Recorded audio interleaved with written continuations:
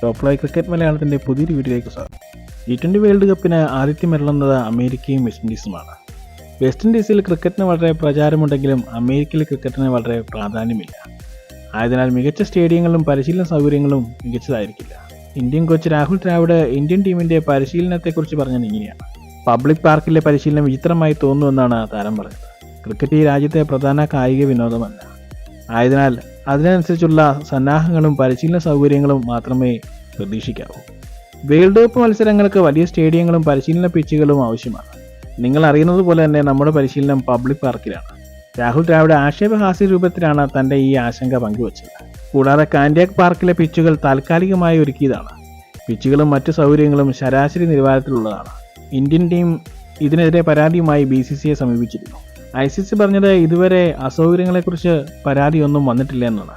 കാൻഡിയാക് പാർക്കും മത്സരം നടക്കുന്ന ന്യൂയോർക്കിലെ നസാവ് കൗണ്ടി ഇന്റർനാഷണൽ ക്രിക്കറ്റ് സ്റ്റേഡിയവുമായി വളരെ ദൂരത്തിലാണ്. നസാവ് കൗണ്ടി സ്റ്റേഡിയത്തിൽ പരിശീലന പിച്ചുകൾ ഇല്ലാത്തതിനാണ് ഇന്ത്യൻ ടീം കാൻഡിയാക് പാർക്കിൽ പരിശീലനം നടത്തുന്നത്. ഇന്ത്യയുടെ ആദ്യ മത്സരം നസാവ് കൗണ്ടി ക്രിക്കറ്റ് സ്റ്റേഡിയത്തിൽ നടക്കും. ഇന്ത്യ-അയർലൻഡ് മത്സരമാണ് ഇന്ത്യയുടെ ആദ്യ മത്സരം. വിരാട് കോഹ്ലി പരിശീലനം ആരംഭിച്ചു. താരം ഓപ്പണറായി ഇറങ്ങാനാണ് സാധ്യത. ഈ പിച്ചും പേസിനെയും സ്പിന്നിനെയും തുണയ്ക്കുന്ന പിച്ചാണ്. കൂടാതെ മികച്ച ബൗൺസും അതുപോലെ തന്നെ ലോ ബൗൺസും ഈ പിച്ചിൽ നിന്ന് പ്രതീക്ഷിക്കാം. ഇത് ബാറ്റ്സ്മാനെ വട്ടം കറക്കും എന്നത് ഉറപ്പാണ്. ഇത്തരം ക്രിക്കറ്റ് വാർത്തകൾക്കായി ഈ ചാനൽ സബ്സ്ക്രൈബ് ചെയ്യുക.